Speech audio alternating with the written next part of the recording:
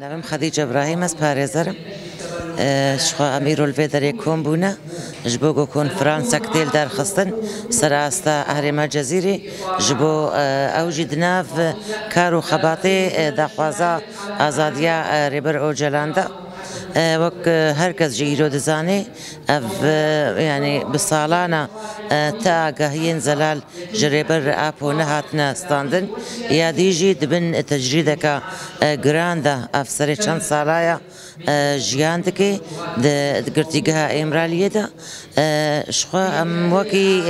yekîtiya parêzera ya got desteya parastina Serok Ocalan di nav de hatî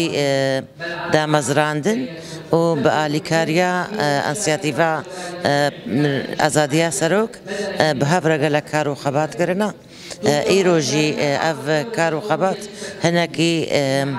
yanî wek em bêjin tevlîbûna desteya parastinê di nav înisiyatîvê vêkarî dirabin ser di mihweratên veşandin. Mihwerê yekemîn rojhilata navîn û çareseriya pirsgirêkê wê li gorî fikr û felsefeya Birêz Ocalan. Jixwe em dibêjin dema got em karibin fikr û felsefa Serok Ocalan belav bikin em wê demê em dikarin vê uzletê ser bişkênin. Yani rasta uzletekî fîziyayî li ser Rêber Ocalan heya di girtîgeha Êmraliyê de ama dema got fikr û felsefa wî jî û nerînê wî ji bo çareseriyê pirsgirêkê hem rojhilata navîn hem hemî gelê bindest dema êsîrê nav kitêb û paraznama bimêne wê demê yani dewra me jî di vê tecrîdê de çê dibe. Ev tecrîde jî herî giran e ji bo wê yekê gerekî çi qesî em karibin destpêkê em ji wî fikr û felsefê fêm bikin yadî jî em karibin vî fikr û felsefê belav bikin. Rêber Ocalan ne tenê rêberekî di îtarekî em bêjin hizbekî yan netewekî Kurda tenê de ye. Rêber Ocalan feylesûfekî mezin e. Rêber Ocalan nerînê wî felsef û fikr û felsefa wî dema werê fêmkirin û werê pêkanîn hemî pirsgirêkê rojhilata navîn têne çareserkirin hemî kesê gelê bindest ciyê xwe û çareseriya pirsgirêkê xwe dikare di vî fikrî de bibîne. Ji bo wê yekê gerekî dewra me yani mezin bê em karibin çi qesî em karibin vî fikr û felsefî belav bikin bi rastiya wê bi heqîqeta wê em jê fêm bikin destpêkê û em karibin belav bikin. Wê demê em bi destê xwe êdî vê uzlê ser fikrê Rêber Ocalan dişkênin ji bo wê yekê ev çalekî jî em karin bêjin dikevê bin vê yani vê bendî de hem em her kesî bi fikr û felsefa Birêz Ocalan bidine nazkirin yadî jî em bêjin komplowa li ser Rêber Ocalan ne tenê ser şexsê wî bû li ser hemî gelê rojhilata navîn bû di şexsê Rêber Ocalan de û hê jî ev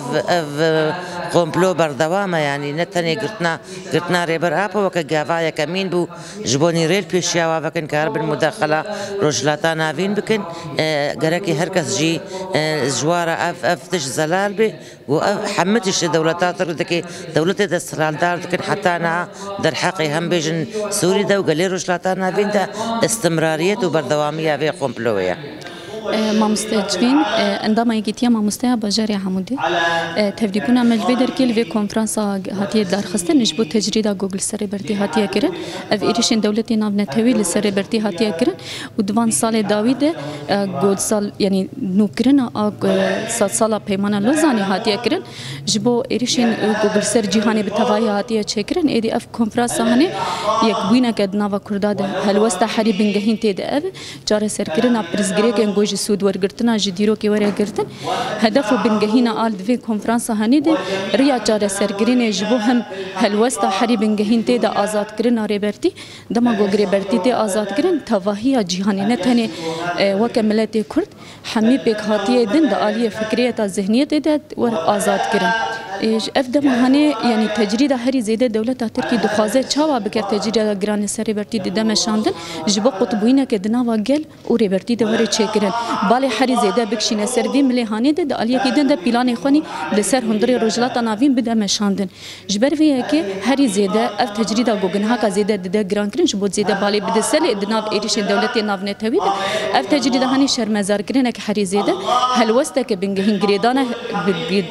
گليداني گل بريبرتي ده وهري زياده وكاد هندري فان ايريشين جراندي جوجل سر جهان تيمشاندن دناواوي ده وك ايرو تدبينا كونفرنس که بفيرنگي هاتيه لدار خستن مش وجالاكين ديترتر اواي هلوست حري بنگهين ايران ده گل وگريدانا وان بريبرتي ده بترتر دنيشاندن افجي برسيفه كتندي لهمبري فان هلوستين ودوله تركي تجريد السر برتي ده مشاندن